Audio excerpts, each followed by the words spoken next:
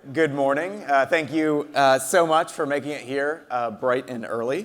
I'm pleased to introduce our next panel on China, Geonomics, and Great Power Competition.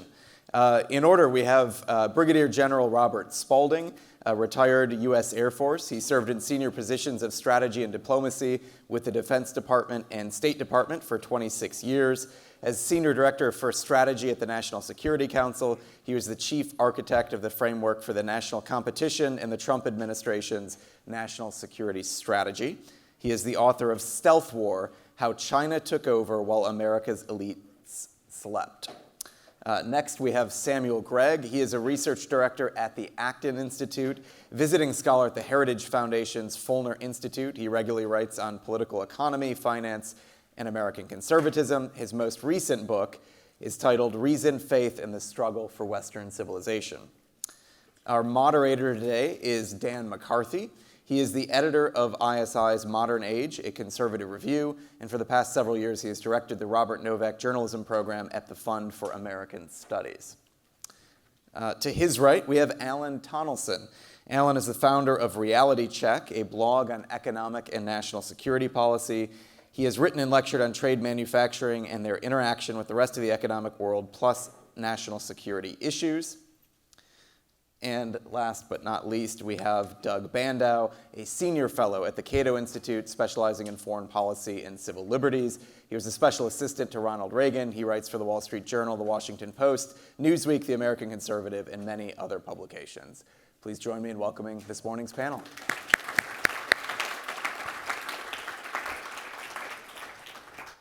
Well, thank you, Johnny, and thank you all for being here this morning. We have a tremendously powerful panel of experts today to confront one of the most important questions of our political economy and, in fact, our strategic position in the world, namely with respect to America's relationship, competition with, and perhaps struggle with the People's Republic of China.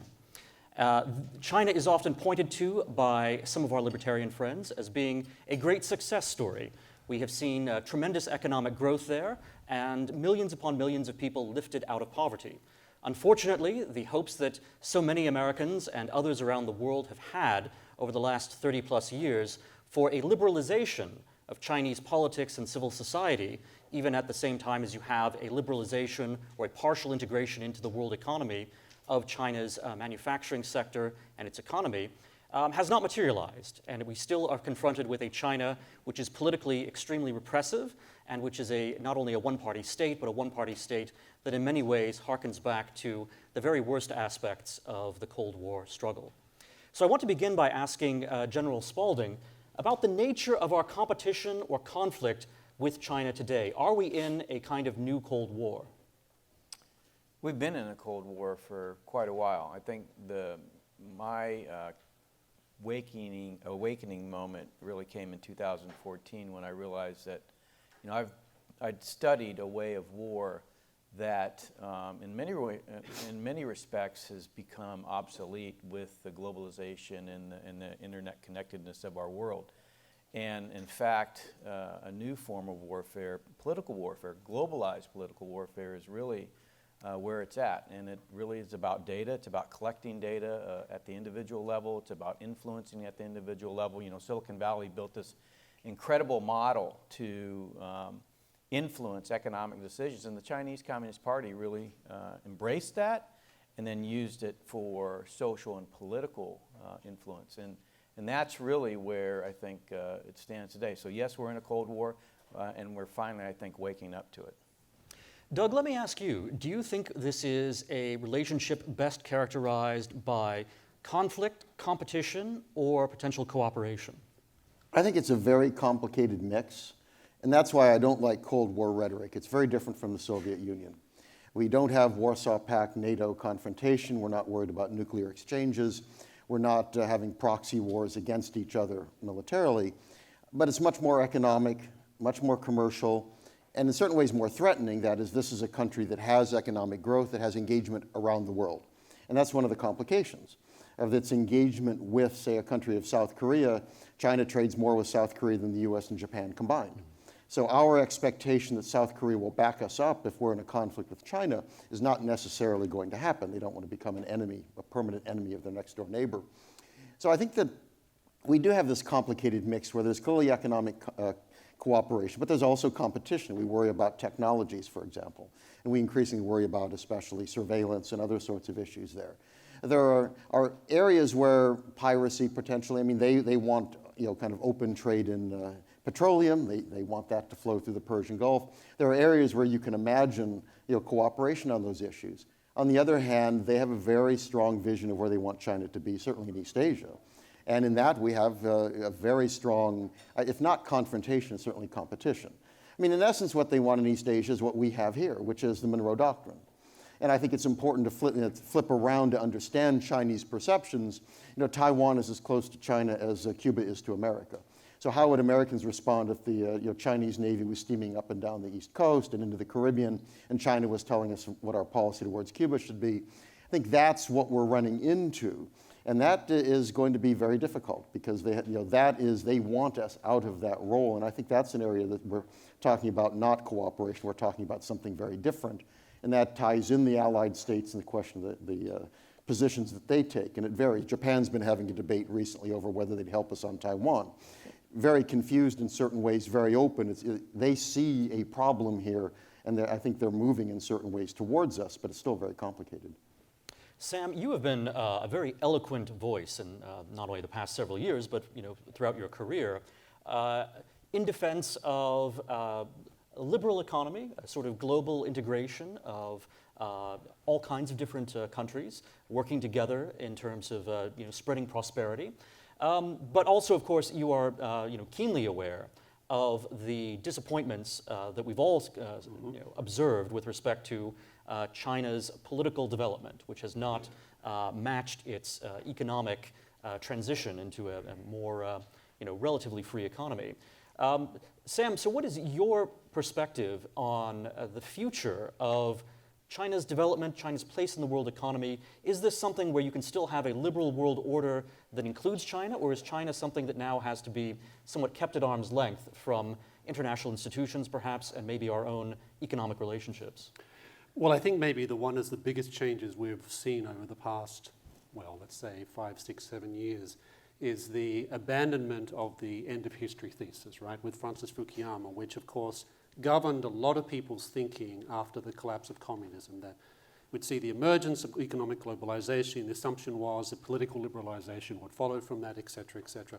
To tell you the truth, I never bought that because I'm not an economic determinist. I don't think that just because a economy goes in a certain direction, that doesn't mean that a regime, if it has the willingness to do so, can make some significant changes in what it wants to do with its future.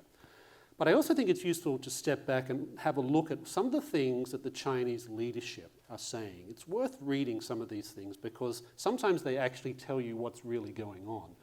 So, for example, I think if you look at some of the writings or the speeches of Xi and other regime figures, it's very clear that for example, let's call them court intellectuals in China, they see this as a sort of restoration of a natural state of affairs, China reassuming its natural place in East Asia. So that's one thing I think that's going on. A second thing that I think is going on is that the regime is very determined to basically wipe away from China's cultural consciousness what's called the 100 years of humiliation. 100 years of humiliation, which is basically from 1950 to 1949, when China was essentially the plaything of Western colonial powers and Japan.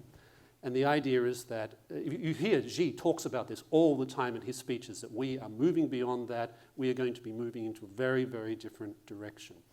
Another thing which I think is important in understanding what's going on with China is the fact that there was a major change in the way that China thought about America in particular. And this happened in 2008 as a consequence of the financial crisis and the Great Recession. And that changed a lot of regime officials' thinking about the place of America vis-a-vis China. China moved from a position of saying, well, we have a lot to learn, et cetera, to taking the position, this giant America is a lot weaker than we thought they were. And that changed a lot of thinking on the part of the Chinese regime about how they would engage with America and how they would engage in East Asia. I think one of the big complicating factors when it comes to China is they have some major internal weaknesses that I don't think we talk enough about. And it's very important to recognize what some of them are. Their demographic problem. It's not just that they haven't had enough children, they're going to have to spend a lot more money on things like welfare in the future, which means less money for defense, less money for R&D. They're also going to have a lot of young Chinese men who have no prospect of getting married or having a life partner because of the abortion of baby girls in China as a consequence of the particular cultural attitudes that many Chinese people have about these things. I think you see a great deal of political sclerosis starting to enter into the system as the economy is increasingly being centralized under Xi, and that's going to produce all sorts of problems that are typically associated with state-controlled, state-driven economies. And also they have this challenge of moving from being a middle-income country to being a country more or less like us. So it's called the middle-income trap. And that's basically when a country moves ahead very quickly because of cheap labor and cheap capital, and then they get to the point where those things are less important, and growth depends upon productivity and innovation. And they are having a major difficulty in making that particular leap. In fact, of the 110 countries that have gone through this process, only about 15 countries have actually made that transition. And I'm not sure China's really in the position where that's going to happen. I mention all that because I think it's very important for when we think about how America should be responding to these things. There's obviously many problems, many threats, very real problems associated with China for America's national security.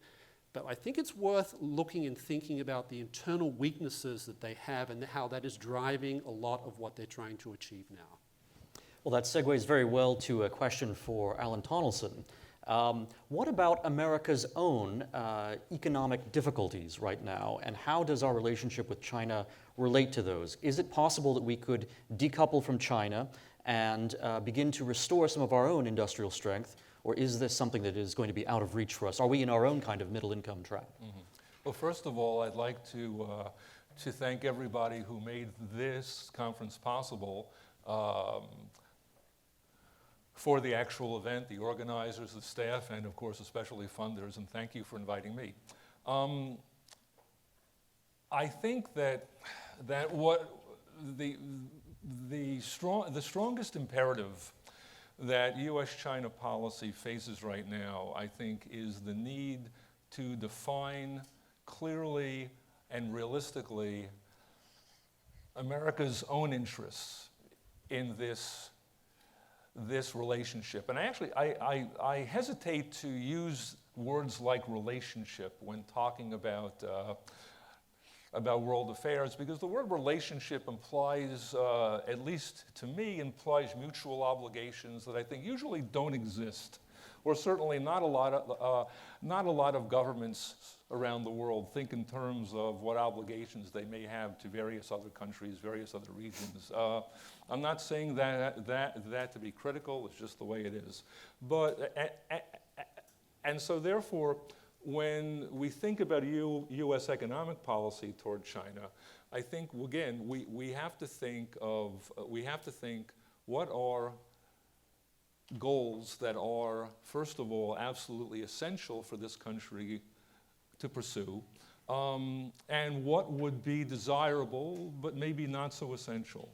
I do think that there's been enough of a record, and in fact, it's been accumulating ever more rapidly in recent years, but also not so recent years, that the U.S. interaction with the Chinese economy has produced some very damaging results for the American economy. And so I think in terms of an absolutely essential U.S. objective, stop or somehow mitigate or reduce China's rampant theft of intellectual property.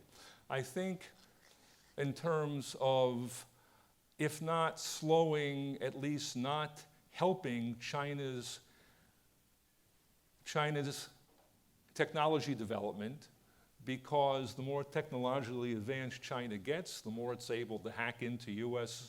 institutions, which are vital to not only our national security, but our prosperity. And P.S., they can threaten Americans' privacy too. I'm speaking purely economically now, although that's even a little misleading, because these days, when various military systems, especially the most important ones we have and the ones whose importance we can pretty easily guess at going down the road, they're going to be made up increasingly of what national security types and technology policy types call dual-use items. They are not parts and components and goods that are made expressly for military purposes.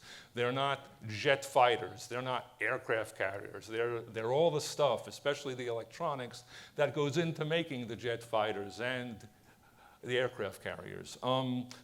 But trying to keep this relatively economically focused, again, the more advanced technologically China gets, I think the record is very clear, the more harm that it can do to American prosperity, and at least until now, especially the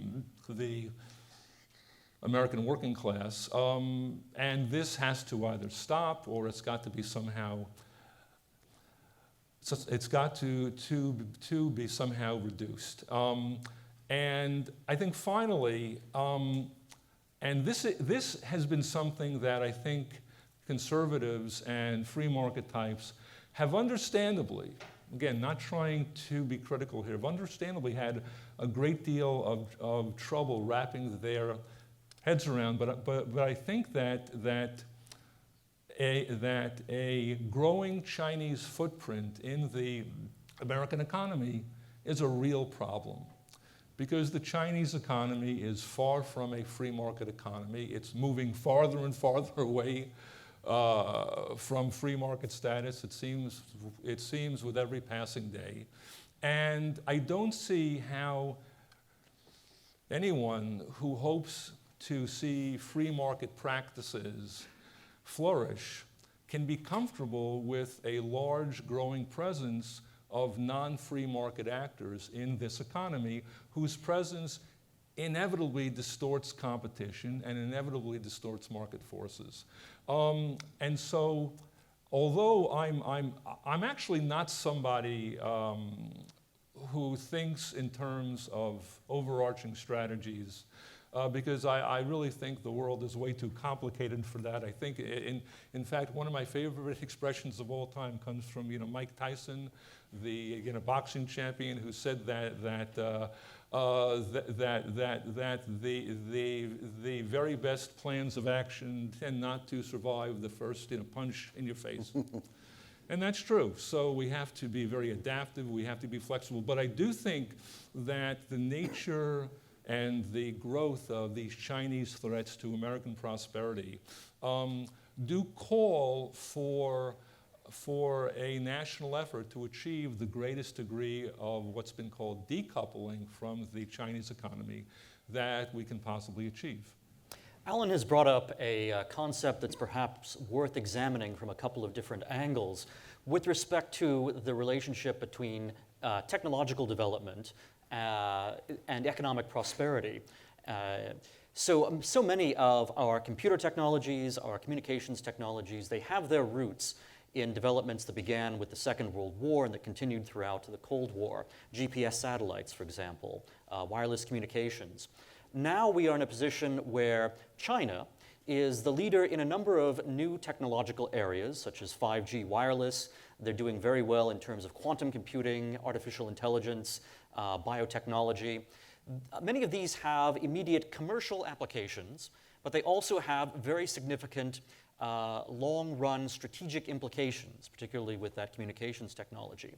And so I think there is a question and a difficulty here as to the extent to which you look at these technologies as being purely commercial in their application, purely matters of economic analysis, or the extent to which they have to be considered for their strategic implications, which may or may not be clear. And I wanted to ask in particular, maybe Sam Gregg could comment on this, because Sam is well aware of both the commercial benefits and also the perhaps the dangers that are posed by technological leadership of a country like China with some of these dual-use technologies.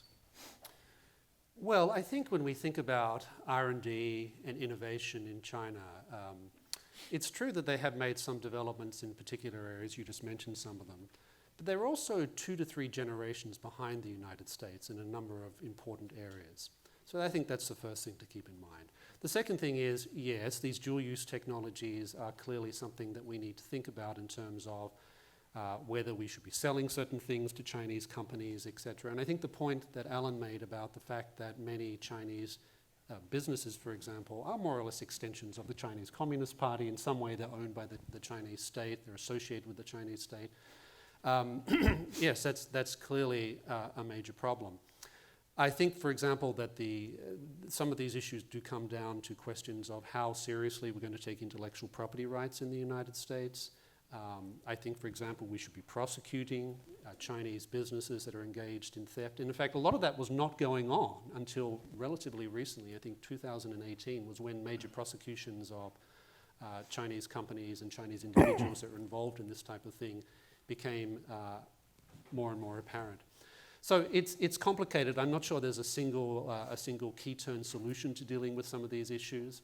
I think it's a question that people who work in questions of national security need to be giving us some guidance upon, because the fact that these things are dual use, it doesn't mean that this means that somehow we should be just completely discounting the commercial importance and value of these sorts of things.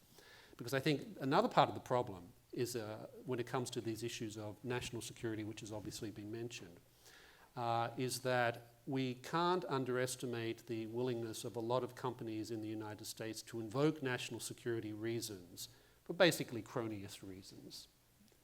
And I think that is something we need to be very attentive to, because obviously I believe in national security, as Adam Smith says, defense trumps opulence. But it's also the case that national security has been used by a lot of American companies over the years as a way of trying to basically protect their own market share, their own control of particular things, and trying to avoid competition either from abroad or domestically as well. This conjunction of security and commerce also affects the way in which we view the situation in Taiwan. Taiwan is a semiconductor superpower. It is, I think, the world's leading producer of these chips. And this may influence the way we look not only at the strategic situation in East Asia, but also our commercial vulnerabilities potentially. General Spalding, I wanted to ask you kind of your thoughts about what America's view of Taiwan should be, and the extent to which America has not just perhaps moral commitments, but also material interests that are affected by the status of Taiwan. Yeah, before I do that, I want to address kind of the Cold War national security question here. What is national security? I mean, when you think of national security, what do you think of? You think of an airplane, like a jet, or a gun, or a bomb? Let me tell you a story. Let's talk about a hot war, Kosovo. I was a planner, B-2 planner. I flew the B-2 for most of my career in the Air Force. In Kosovo, what we did with B-2s and GPS-guided bombs was take out the assets of Milosevic's henchmen, the people that were supporting Milosevic. So from the Serbian point of view, national security in that case was the independence to basically allow Milosevic to continue leading the country, and so they could continue killing Kosovars. So that was a hot war where we used military force to achieve a political outcome. What do you call it when a company like Nike says, we're of China for China? What do you call it when Marriott Corporation gets a call from the Chinese Communist Party saying you have to fire your employee who just liked to tweet about Tibet? What do you call it when the Chinese Communist Party can reach into the NBA and say, we want you to do something about Daryl Morey, the general manager of the Houston Rockets, because he said something about the people of Hong Kong? So when you think about warfare, And when you think about national security, think about what it means. It's about political independence and sovereignty. And what we've created here is a system for authoritarian, and really in the case of China, totalitarian regimes to begin to reach in to the independence and political sovereignty of free nations and undermine that. That's national security, and we talk about national security so much and it becomes about weapons. It's not about weapons. It's about our ability to live the type of life that we want to live here in this country and other democracies around the world. With regard to Taiwan, there is no doubt that the Chinese Communist Party are going to move on Taiwan. I think it's within the next 5 years. They have the supreme balance of power in their favor today within the first island chain, without a doubt. Within a matter of minutes, they can wipe out every single force we have in the region. Within a matter of minutes.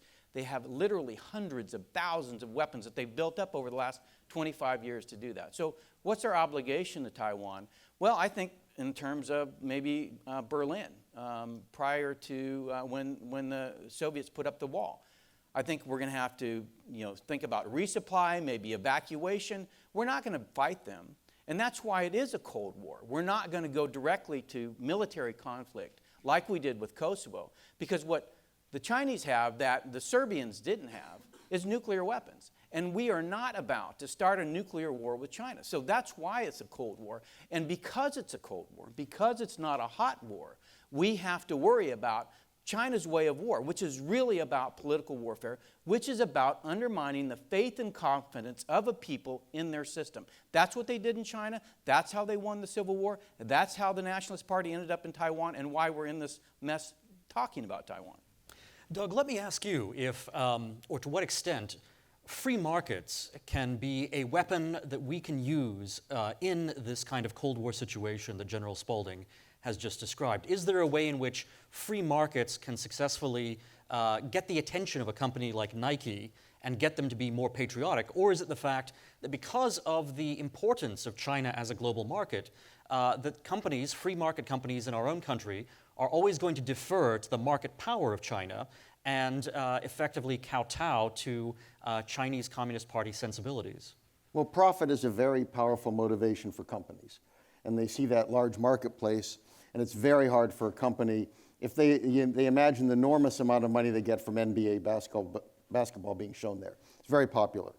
So an employee wants to talk about Hong Kong and they see enormous amounts of money flying away, it's very easy for them to make the decision that they did to try to clamp down.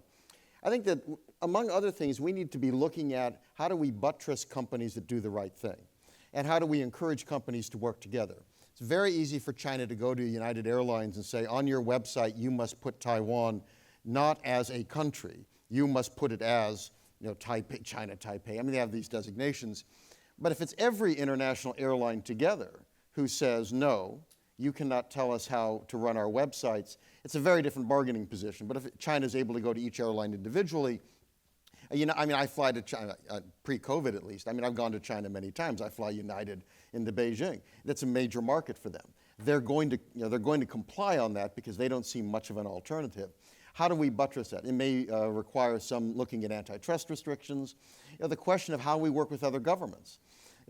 We're going to get a lot more power if the U.S. works with the Europeans and Australia and hopefully Japan and South Korea. The latter two are a little more complicated given their proximity to China and what they're willing to say.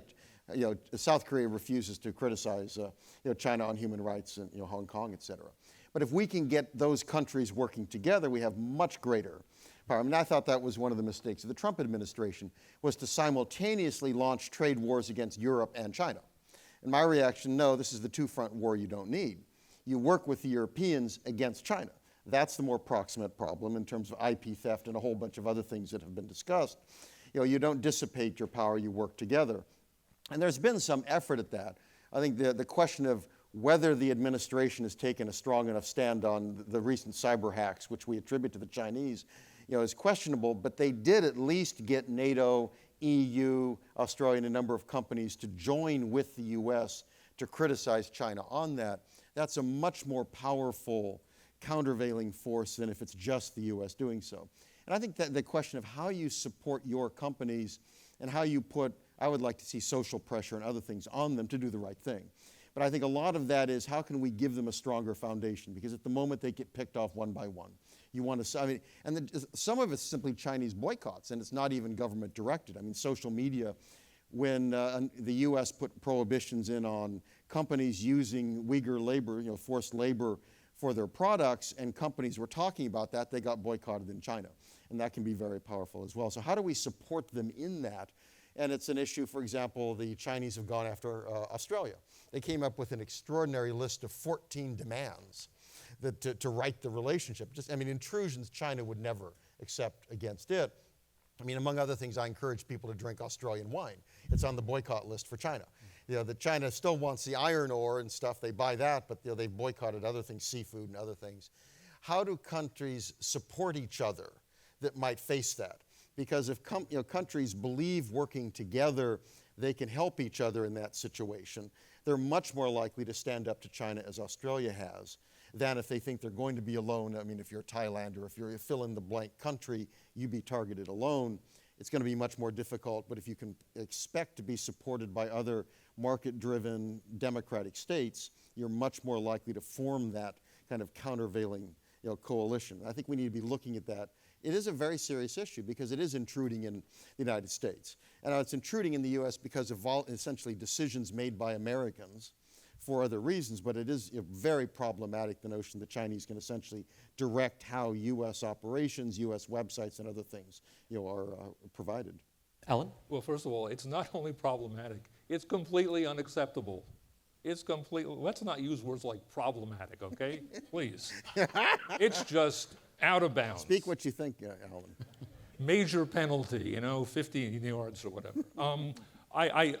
If you look carefully at China's trade and China's investment, especially investment coming into China from various major economic powers, including many of America's closest treaty allies, which, by the way, as I think Doug would be the first to acknowledge, have been almost completely worthless on the national security front, free riding like nobody's business.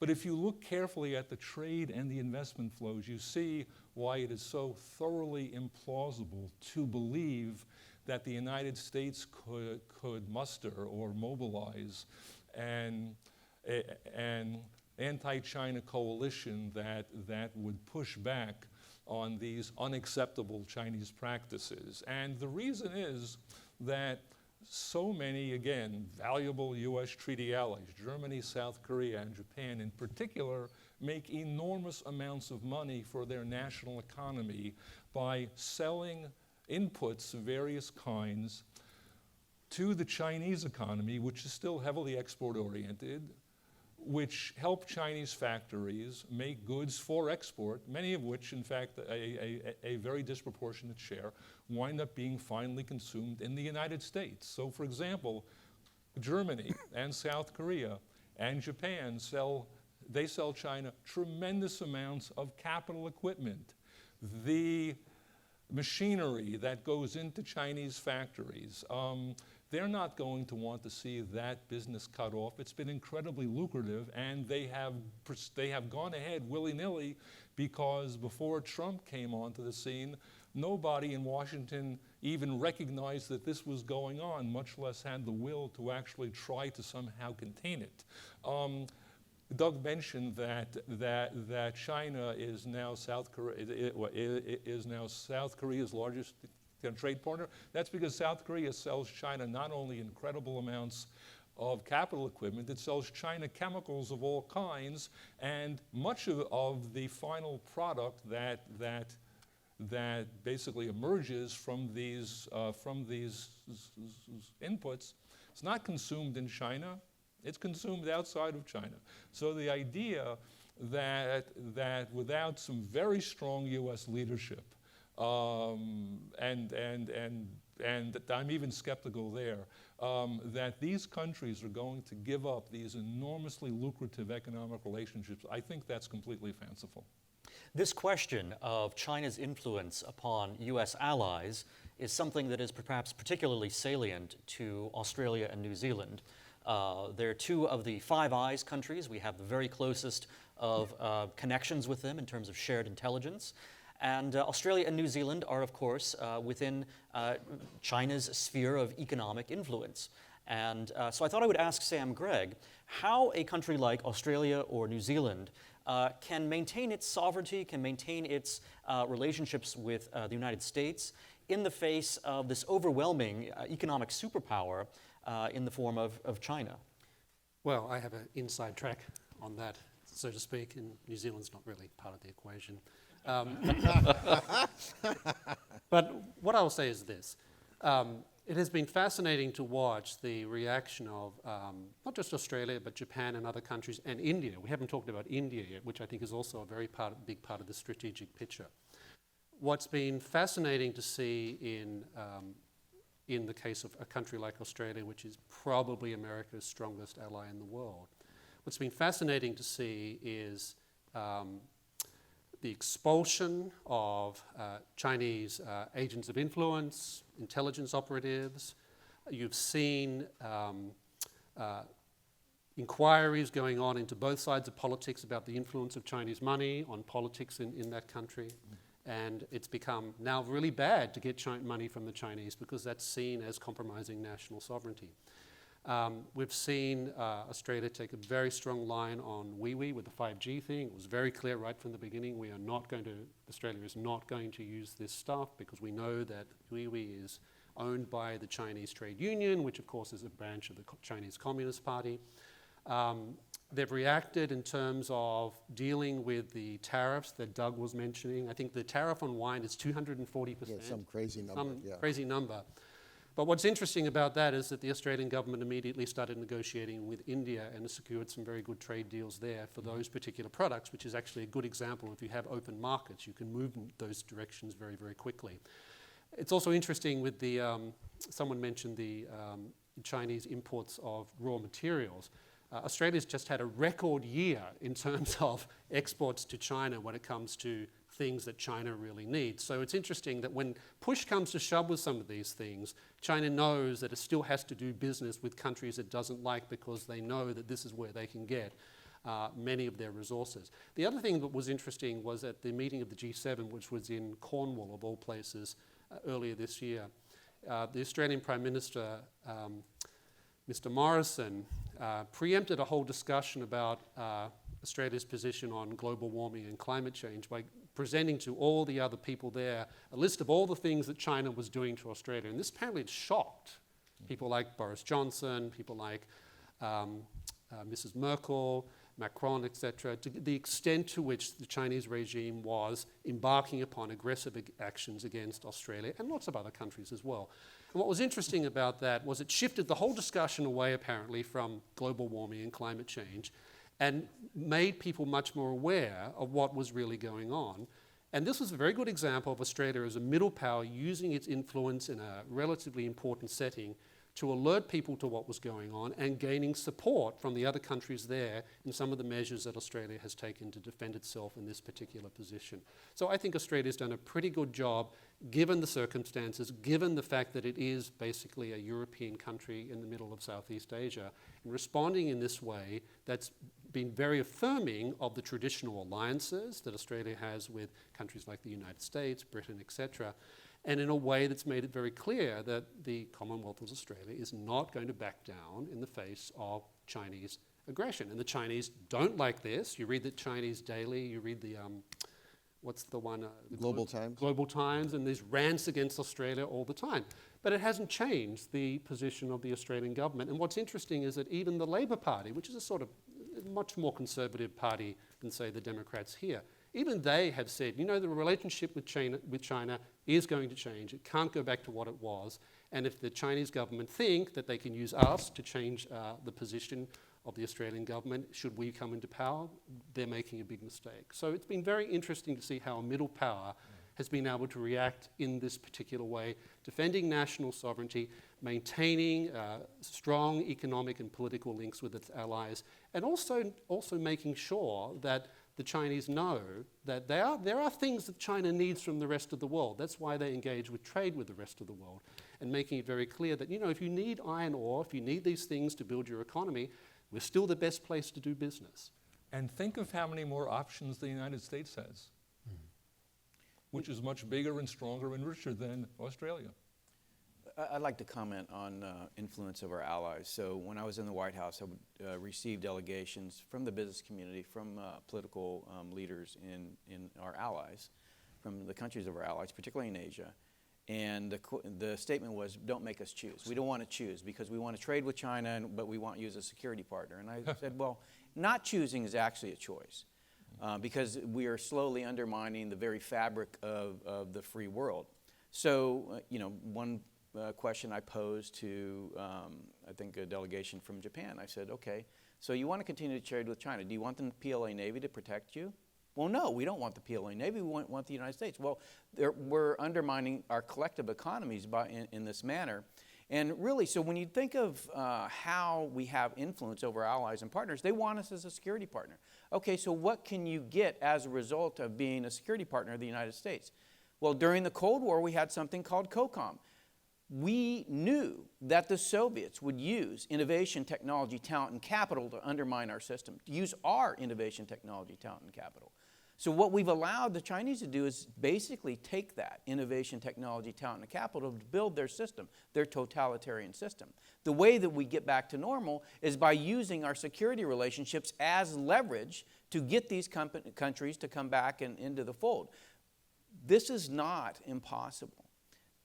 I guarantee you our allies and partners do not want the Chinese as a security partner, and it is a way to begin to force them to the table to fix this. There is progress being made with the Europeans. In the German election, which will be in September, there's a very good chance the Greens will end up in the government, probably as the number 2 party, probably making their leader the foreign minister. They are much tougher on China. That now it's a coalition government. Their influence is not going to necessarily dominate, but you're likely to see a shift just within the German attitudes. And the Chinese made the mistake of penalizing, putting sanctions on members of the European Parliament. Because the European Parliament sanctioned China over the Uyghurs, so China saying, and kind of meaningless sanctions. You can't get a visa to visit China. But what the European Parliament did is killed the European-China Investment Treaty, which had been pushed by Merkel and the others, and basically said, we are not going to approve this as long as you have sanctions on. And they were willing to say, toss out that economic agreement. So I think we're seeing some rising consciousness of a sense of commerce is not everything. And I think that's clearly got to be the issue of saying that is not enough. You've got to look beyond that because there are other values and interests that are at stake. So those, I think, are hopeful signs. I think Doug has actually made a very important, I shouldn't have said actually, because Doug makes a lot of very important points. Well, thank you. Although the Green Party Chancellor candidate apparently has been sinking in the polls since, in recent weeks, they will be part of the new German government. However, the almost certain successor to Angela Merkel is probably as much of a China coddler as she's been. However, the important point that Doug made is that the Chinese had grown so arrogant that they essentially gave the Europeans absolutely no choice but to walk away from this very significant investment deal that Germany, above all, had been pushing, and that the European Union had continued to proceed with even after the election of one Joe Biden, who said, I want to work with you, I want to, America's back, whatever he said, right? And they still went ahead, and the Chinese, again, so arrogant that they essentially forced the Europeans to walk away from this. There's another very interesting example of this phenomenon. It's not exactly the same, but it's pretty darn close.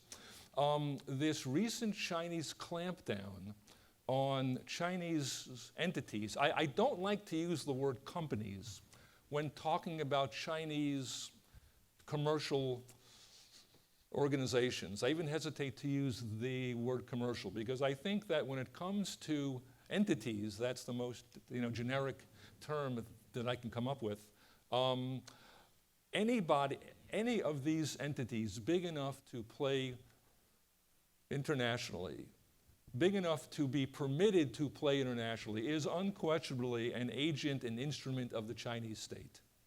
There can be no legitimate argument about this, but the Chinese economy had been reaping enormous benefits from these Chinese entities listing on Western and especially US stock exchanges.